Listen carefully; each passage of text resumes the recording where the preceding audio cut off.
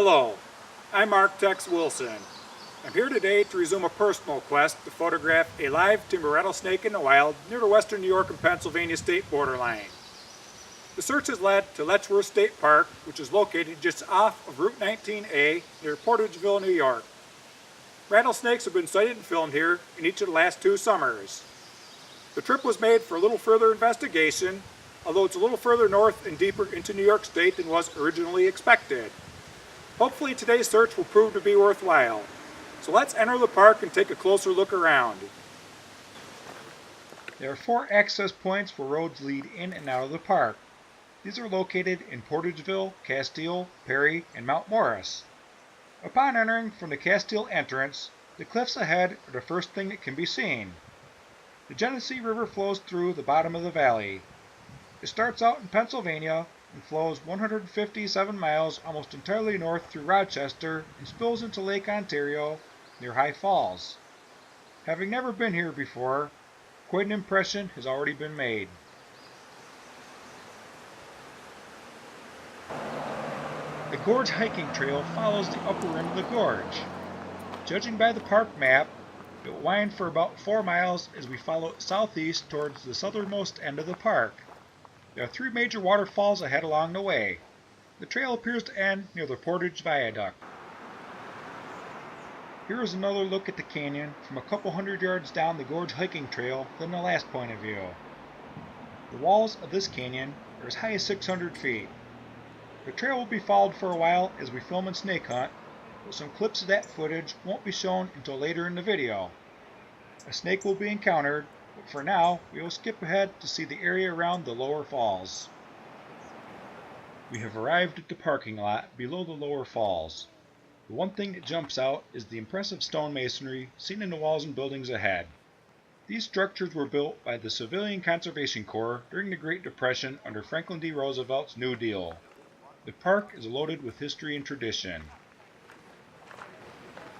As a walk is made through the picnic area, it's early in the morning and the park is still fairly quiet, but that is about to change very quickly. Here's a closer look inside the pavilion shown at the end of the last segment. The lower falls is located directly behind me. It can be viewed more closely from the footbridge trail. This branches off of the main gorge trail. The sound of rapid water can be heard in the background as we get nearer. The bottom of these steps leads to the main gorge trail seen ahead, which continues up the stairs to the right. As the bottom of the stairs is reached, a quick look will be taken over the fencing ahead into Portage Canyon. In the background, a small stone bridge crosses the river below a flat overlook area that will be zoomed in on briefly. That is where we are currently heading. And now for a quick sweep down the river. It rained fairly heavily yesterday, so the river is a little bit murky today.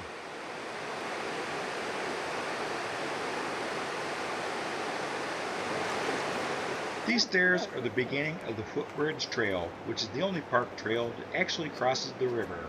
As the descent is made, the surrounding landscape looks promising. Although there are rattlesnake dens in the bottom of the gorge, they rarely come up here. The main reason is because of all the human activity. There are 2 other reasons why the rattlesnakes usually don't come up here. One is that they usually don't go more than a mile or 2 from their dens, and the other is that it takes a tremendous amount of effort to climb these steep canyon walls. Here's a quick look back at the stairs that were just descended. The odds of encountering a rattlesnake here are pretty slim despite what appears to be a good place to look around. A park ranger stated earlier today that they have only been seen in the southern end of the park. I suspect this area is on the edge of that hotspot. The park is 17 miles long and covers 14,427 acres. As we progress down the footbridge trail, the rocks ahead are exactly the type of basking area that has long been sought after. If only it would be as easy as openly seeing one basking there. The landing has finally been reached. A quick look will be made downriver before continuing down the trail. What an amazing vantage point. It's starting to become obvious why this park is called the Grand Canyon of the East. It's also easy to see why William Pryor Letchworth was so fond of this place. The lower falls are located directly behind me, about 200 yards upriver. Here's a quick look down at the footbridge before we continue upstream. The lower falls are finally starting to appear ahead. The steps ahead to the right lead to a vantage point overlooking the falls. Unfortunately, all visitors are prohibited from access to the riverbed in the gorge area for safety reasons. The footbridge hiking trail continues downhill. A closer look at the falls will be made before proceeding down there, not before a quick sweep up the river. The fact that public access to the bottom of the gorge is denied is probably why this area is one of a few known pockets in western New York where timber rattlesnakes still exist. It protects them from us. And finally, there's the falls.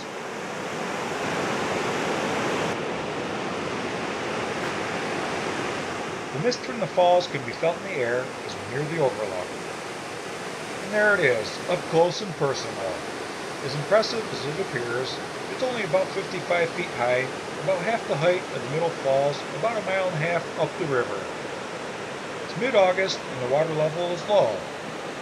In early spring, these exposed cliffs will also overflow with the higher water levels. I can imagine that this would be even more impressive to look at then.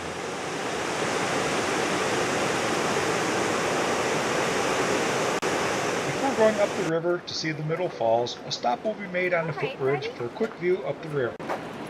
Moisture can be seen dripping from the cliffs ahead.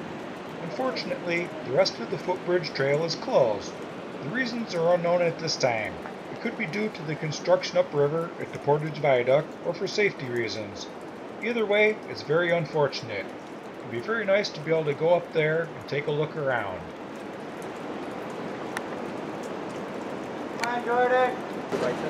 After taking this view up the river from the footbridge, we will head to Inspiration Point, which overlooks both the middle and upper falls. The historical significance of this stone house is unknown. We have reached Inspiration Point. William Pryor Letchworth owned roughly 1,000 acres of property here, which was once his estate. He gave it to New York State in 1906 to become a state park for everybody to enjoy. This area was also the home of Mary Jemison, who was captured by the Pawnee and French during the French and Indian War. She was adopted by the Senecas and lived as a member of the tribe until her death after 90 years of life. Inspiration Point is straight ahead, and this access trail will lead right on to the main Gorge hiking trail. And here is a long distance look at the Middle Falls. It's approximately 107 feet high. William Pryor Letchworth had a home that was located right beside these falls. It was called the Glen Iris Estate. The high falls are located about 300 yards up the river. The high falls is about 40 feet high. Unfortunately, you won't be able to get any closer footage since that area of the park is closed off for the construction of the new railroad viaduct. Hidden behind the new bridge is the historic Portage Viaduct. It was built in 1875 in only 2 months and is still in use today 142 years later. Sadly, the old viaduct will be dismantled after completion of the new one. The site is also famous for a wooden trestle built in 1851. At the time, it was the longest and tallest railroad trestle in the world until it burnt down in 1875. We have arrived at the museum that is located by the Middle Falls. Inside, there is a mastodon skull, Native American artifacts, a Civil War room, and some antiques from the 1800s. A statue of Mary Jemison and a couple of old preserved log cabins are located up the stairs behind the museum. One of the cabins was Mary Jemison's home.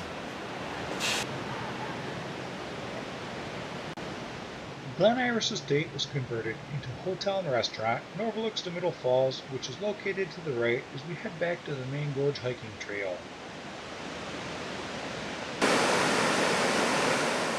Here's a closer look at the Middle Falls. We'll head over to the observation area of the main Gorge hiking trail for an even closer look. As we walk down the main Gorge hiking trail, there's one thing that stands out about the Middle Falls as far as snake hunting is concerned. It's the exposed areas of shale along the banks above the brink. If this area was publicly accessible, it would be a good place to look for snakes basking in the sun.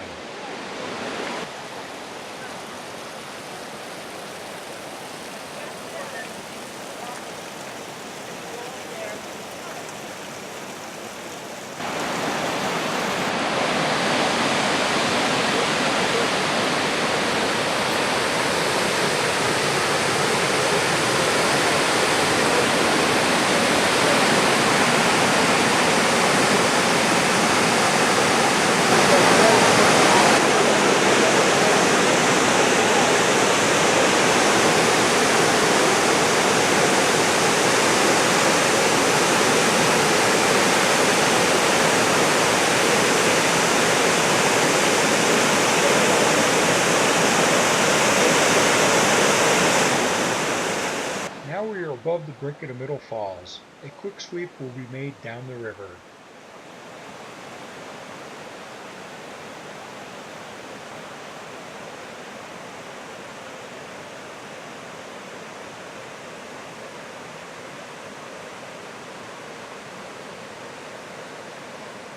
There appears to be a cave down there in the canyon wall.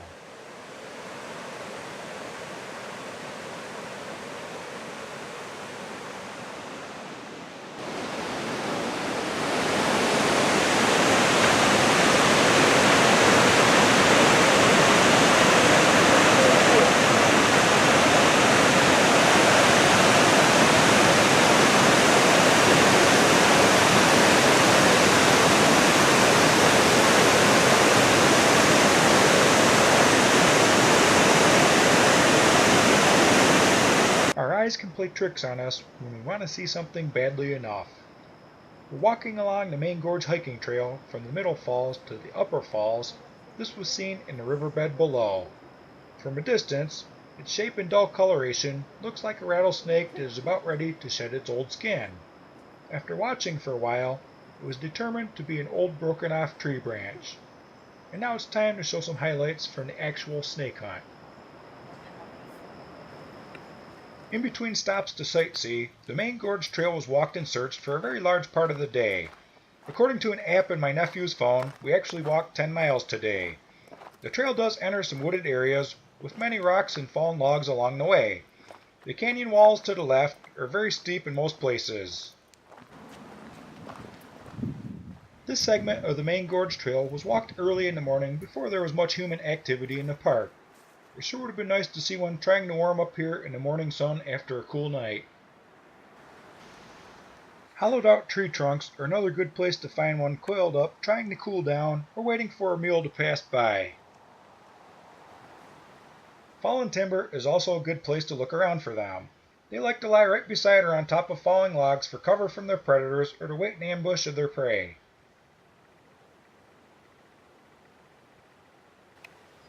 Many of these wooded areas right off of the main trail were carefully walked through and investigated along the way. When the sun peeks through the foliage, logs also warm up and make a good place to bask. Their natural camouflage also blends in well with this environment.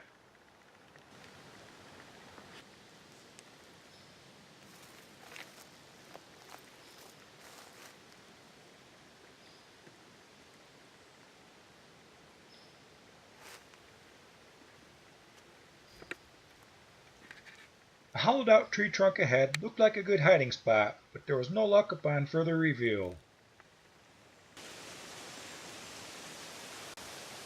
Many other waterfalls and sights were enjoyed along the way. A look down this steep canyon wall will make it evident why it takes a rattlesnake so much effort to get up here from the bottom of the gorge where their dens are at.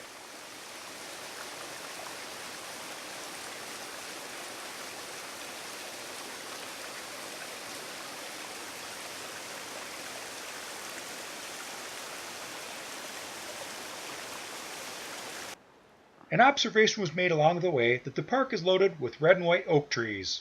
Shown here by my nephew Hurricane Cyrus are white oak leaves picked up off of the ground. Notice the rounded corners of the leaves. In comparison, these are red oak leaves. Notice that the edges are pointed.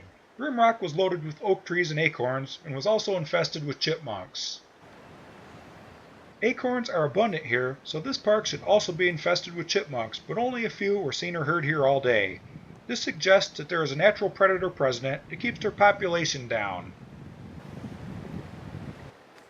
This flat rocky area was encountered just off of the main gorge hiking trail just down the river from the lower falls around noon. Smaller snakes like to hide under these from predators to sleep or just to cool down. If no rattlers are present, maybe a garter snake or a northern ringneck can be found. There isn't a lot of human activity yet here today. A blue-spotted salamander was found underneath this rock. It will be shooed away before the rock is reset into its original position, so the salamander won't be crushed.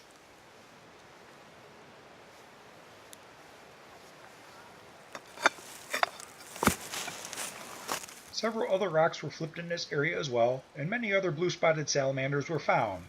This is another apparently abundant food source for the snakes.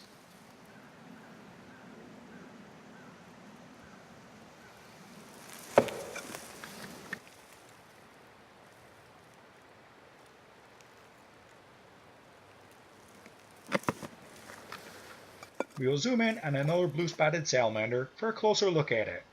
No snakes of any species were encountered here today during this leg of the search, so after this segment, we're going to skip ahead to the end of the search around 5 o'clock in the evening.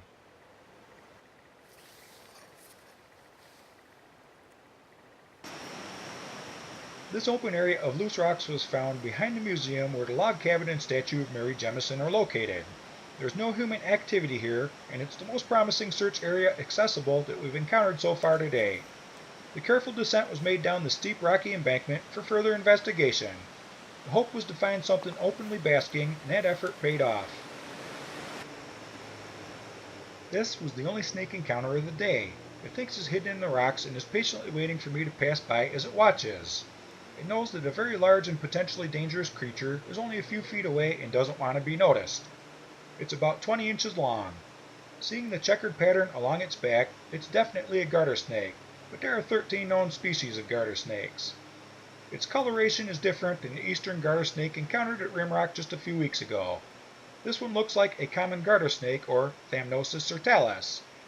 A better picture is desired, and this fellow will lay here for a long time if neither one of us flinches, but there isn't enough time or patience on my behalf for that. Its tail was carefully touched with a stick to see if it would come out. That plan backfired. You have just seen how quickly they can disappear into these rocks when they feel threatened. Now it could be anywhere. It has been relocated about 5 or 6 feet downhill.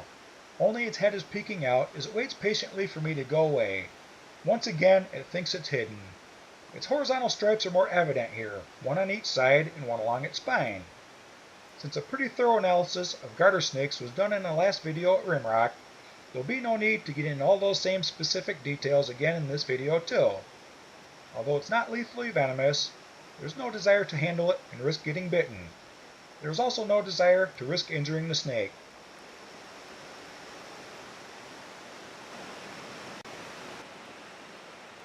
Garter snakes were once thought to be non-venomous, but it's been discovered that they actually do produce a very weak venom. It's only effective on small creatures and not lethal to a man. Instead of fangs to inject it deeply into their prey like hypodermic needles, they have small teeth and have to chew on their prey to work it into it as they swallow it. This is not a very effective system of delivery.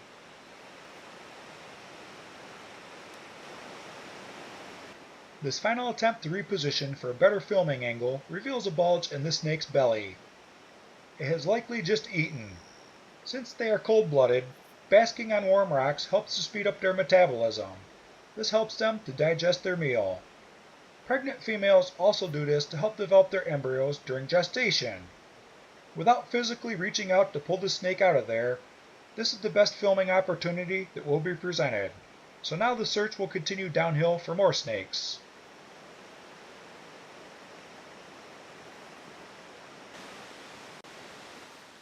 As the search continues down this rocky incline, the sound of running water is heard close by. A small stream will be noticed as a look is made over the edge of this drop-off. This is exactly the type of small mountain trout stream that I normally enjoy fishing in the middle of summer. What has been showcased by this video is only the tip of the iceberg. There is so much more here to see and do.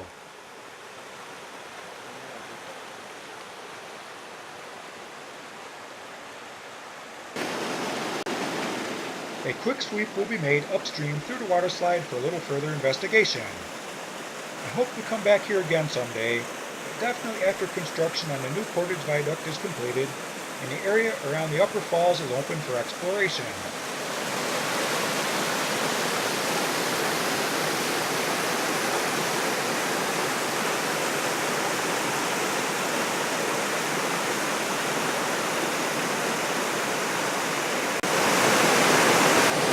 Once again, no rattlesnakes have been encountered, but at least another garter snake was found and filmed successfully.